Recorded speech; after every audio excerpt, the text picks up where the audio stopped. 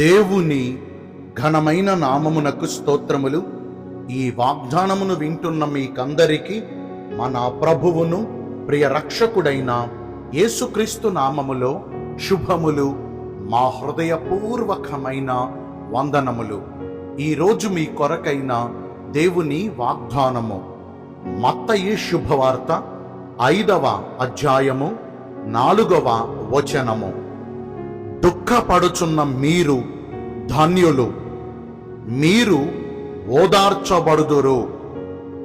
మంచి దేవుడైన యేసయ్య ఈ మంచి వాగ్దానమును నిశ్చయముగా నేడు మనందరి జీవితములలో నెరవేర్చునుగాక. ఆమేన్. ఈ వాగ్దానాన్ని వింటున్న ప్రియ దైవ జనాంగమా, యేసుక్రీస్తు ప్రభువారు మనుష్య కుమారునిగా పరిచర్య చేస్తున్న రోజులలో ఒకానొక దినమందు ఆయనను బహుజన సమూహములు వెంబడించుట చూచి గలిలయ సరస్సు, గలిలయ సముద్రపు తీరమున ఎదురుగా ఉన్నటువంటి ఒక కొండ మీదకు ఎక్కి ఆయనను వెంబడించిన ఆ జనసమూహమును ప్రేమించి వారికి అనేకమైన విషయాలు బోధించుచూ వచ్చారు. అందులో ప్రాముఖ్యంగా పరలోక ధన్యతలు అని 8 ధన్యతల గురించి మనము ఎక్కువగా తెలుసుకుంటూ ఉంటాము. అందులో ఆయన చెప్పిన ఆ ధన్యతలలో ఒక ధన్యత గురించి ఈ రోజున ప్రభు మనకు వాగ్దానంగా అనుగ్రహిస్తున్నారు. అదేంటంటే, దుఃఖించుచున్న మీరు ధన్యులు, మీరు ఓదార్చబడుతారు అంటున్నారు. అంటే దుఃఖపడుచున్న వారు ధన్యులు అంటున్నారు. చూడండి, ఈ మాట కొంచెం ఆశ్చర్యకరంగా లేదు? దుఃఖపడుచున్న వారు ధన్యులేంటండి? వారు ఎలా ఓదార్చబడతారండి అంటే, దేవుడు తానే మనకు దేవుడుగా ఉండి మనతో కూడా నివాసమును చేయుచు, మనకు తోడుగా మన పక్షమునందు వహించుచు, మన కన్నుల నుండి కారుచున్న ప్రతి బాష్ప బిందువును తుడిచివేయుచు, ఇక దుఃఖమైనను ఏడుపైనను వేదన అయినను మన యొద్ద లేకుండా అవన్నీ తొలగించి మన దుఃఖ దినములను సమాప్తపరచి మన నోటి నిండా ఆయన నవ్వును, ప్రహర్షించు పెదవులను మనకి అనుగ్రహిస్తారు. సహజంగా మనము ఏదైనా దీనస్థితిలో ఉండి దుఃఖపడవలసిన, ఏడవలసిన సందర్భాలు ఎదురయ్యి ఏడుచుచూ ఉన్నప్పుడు మనకి బాగా కావలసిన వారు కానీ, మన కుటుంబీకులు కానీ, మన బంధుమిత్రులు ఎవరైనా కానీ వారు మన యొద్దకు వచ్చి మన దీనస్థితిని చూచి ఏడవద్దు, కన్నీరు పెట్టొద్దు అని కొన్ని మాటలు ఆదరించి వెళుతూ ఉంటారు. వారు ఉన్నంత వరకు కాస్త మనకి ధైర్యంగా, అండగా ఉన్నట్టు అనిపిస్తుంది. వారి పనుల మీదో, వారి బాధ్యతల మీదో వారు తిరిగి వెళ్ళిపోయినప్పుడు మళ్ళీ సేమ్ యాజ్ యూజువల్గా మన బాధలు, మన దుఃఖము, మన వేదనలన్నీ మనకు గుర్తొచ్చి మనము ఏడుస్తూ ఉంటాము. అయితే మనుషులు చెప్పే మాటలు తాత్కాలికమైన ఆదరణను మాత్రమే మనకు ఇవ్వగలవు. కానీ మన పరమ తండ్రి గొప్పదనం చెప్పమంటారా? ఏడవద్దు, దుఃఖపడవద్దు అని చెప్పగలడు. దుఃఖమునకు కారణమైన మన సమస్త బాధలన్నిటిలో నుండి ఆయన మనలను విడిపించగలడు. ఎవరైనా మనకున్న దుఃఖానికి గల కారణమైన మన బాధల నుండి మనల్ని విడిపించగలరా? ఆ దుఃఖానికి కారణాలు ఎన్నో ఉండొచ్చు. అది ఆర్థిక సమస్యలు కావచ్చు, అనారోగ్య సమస్యలు కావచ్చు, కుటుంబపరమైన సమస్యలు కావచ్చు, నిరుద్యోగపరమైన సమస్యలు కావచ్చు, వ్యాపార నష్టములు కావచ్చు, ఇక ఏదైనా కావచ్చు, ఏ సమస్యలైనా కావచ్చు. మనుషులైతే కొన్ని మాత్రమే చేయగలరు, కొన్ని చేయలేరు. కానీ మన పరమ తండ్రికి అసాధ్యమైంది ఏముందండి? ఆయన దుఃఖపడవద్దు అని మాత్రమే చెప్పగలిగిన దేవుడు కాదు.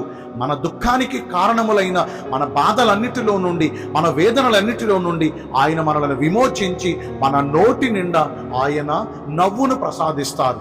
అందుకని యేసుక్రీస్తు ప్రభు సెలవిస్తున్నారు, దుఃఖపడుచున్న మీరు ధన్యులు అని. లోకస్తులకు ఈ ఆదరణ లేదు, లోకస్తులకు ఈ ఓదార్పు లేదు. ఓదార్చాలంటే ఎవరెవరో రావాలి. వచ్చారంటే వారు నిజమైన ఓదార్పును, నిజమైన ఆదరణను ఇవ్వగలరో లేదో తెలియదు. మరి కొంతమంది ఉంటారండి, అసలే మనము ఏడుస్తూ బాధపడుతూ ఉంటే మన దగ్గరికి వచ్చి కొన్ని మాటలు మనకి చెప్పి మన దుఃఖాన్ని మరెక్కువ చేస్తూ ఉంటారు. కానీ మన ప్రభు అయిన యేసయ్య మన ఏడుపును చూస్తాడు, మన కన్నీరును చూస్తారు. మన కన్నీరంతా ఒక కవిలలో, అంటే ఒక పుస్తకములో ఆయన భద్రపరిచి, ఆయన రాసుకుని వన్ ఫైన్ డే మన దుఃఖము యావత్తును మన యొద్ద నుండి తొలగిస్తారు. ఇక ఆనంద తైలముతో ఆయన మనలను అభిషేకించగలిగిన దేవుడు. ఈ వాగ్దానాన్ని వింటున్న ప్రియ దైవ జనాంగమా, మన దుఃఖము సంతోషముగా మార్చబడాలంటే, దుఃఖపడుచున్న మనము ధన్యులుగా ఓదార్చబడాలంటే మనం ఏం చేయాలో తెలుసా? మొదటిగా సహనము కలిగి యెహోవా దేవుని కొరకు ఎదురు చూడాలి. ధైర్యమును విడిచిపోక నిబ్బరము కలిగి ధైర్యముగా ఉండాలి. ఎందుకంటారా? మనుషులెవ్వరూ చేయలేని ఆశ్చర్యకరమైన కార్యం మన దేవుడు మాత్రమే చేయగలడు. అదేంటంటే మన దుఃఖమును తొలగిస్తారు. మన దుఃఖమునకు కారణమైన మన బాధలన్నీ ఇక మన జీవితంలో లేకుండా తీసివేస్తారు. ఇక బాధలే లేవనుకోండి, ఒక మనిషి ఎందుకు దుఃఖపడతాడు? అసలు కష్టాలే లేవనుకోండి, మనిషి ఎందుకు ఏడుస్తాడు? ఎదురవుతున్న ఈ ప్రతికూల పరిస్థితులను బట్టే కదా మనిషి కన్నీరు మున్నీరు అవుతున్నాడు. అయితే ఈ రోజున ప్రభు మన పక్షాన ఉండి అద్భుత కార్యం చేయాలంటే సహనం కలిగి ఉండాలి, ఓపిక పట్టాలి. కంగారు పడి కలవరపడిపోయి మనం కంగారు పడి ఇతరులను కంగారు పెట్టి దానివల్ల అసలు ప్రయోజనమే లేదండి. ఇంకొక మాట చెప్తా, అలాంటి పిచ్చి పనులు చేయటం వల్ల ఇంకా మనకున్న బాధలు దుఃఖాలు మరింత పెరిగిపోతాయి, ఇంకా సమస్యల్లో చిక్కుపడిపోతాం. కానీ కాస్త ఓపిక పట్టారనుకో, నిశ్చయంగా మన ప్రభు మన మొర్ర ఆలకిస్తారు. ఈ కన్నిటిని దేవుడు చూస్తున్నాడండి, వ్యర్థం చేయడండి. అలనాడు ఎడారిలో అన్యాయం పాలైపోయిన హాగరు కన్నీటిని చూచి ఆమె పక్షమందు న్యాయమును జరిగించలేదా? హన్న కన్నీటిని చూచి ఆమెను ఓదార్చి ఆమెకు ధన్యకరమైన జీవితం ఇవ్వలేదా? నాయీను గ్రామస్తురాలైన వెధవరాలు తన కుమారుడు చనిపోయినప్పుడు ఏడ్చుచూ దుఃఖపడుచు ఉండగా ఆమె కన్నీరును చూచి తన కుమారుణ్ణి బాగు చేసి తిరిగి మరలా లేవనెత్తలేదా?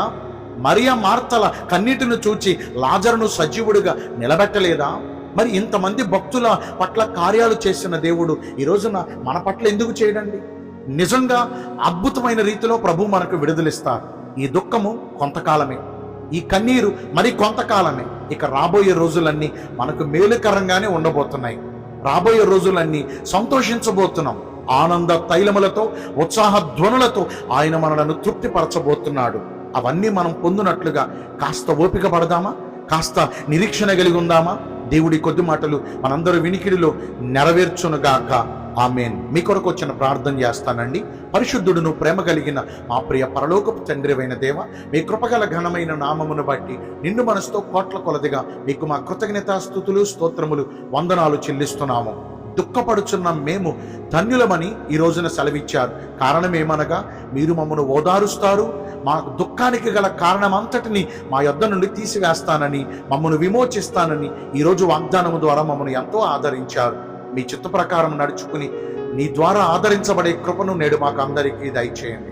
ఈ రోజున ఎందరైతే పుట్టిన రోజులను, వివాహ దినములను, ఇతరమైన శుభకార్యములను జరిగించుకుంటున్నారో వారందరికీ మెండైన దీవెనలు కుమ్మరించమని, మీరు అక్కడ కొరకు మమ్మల్ని సిద్ధపరచమని యేసుక్రీస్తు ప్రశస్త నామమున ప్రార్థించి వేడుకొనుచున్నాను మా ప్రియ పరలోకపు తండ్రి. Amen. May God bless you all. Thank you.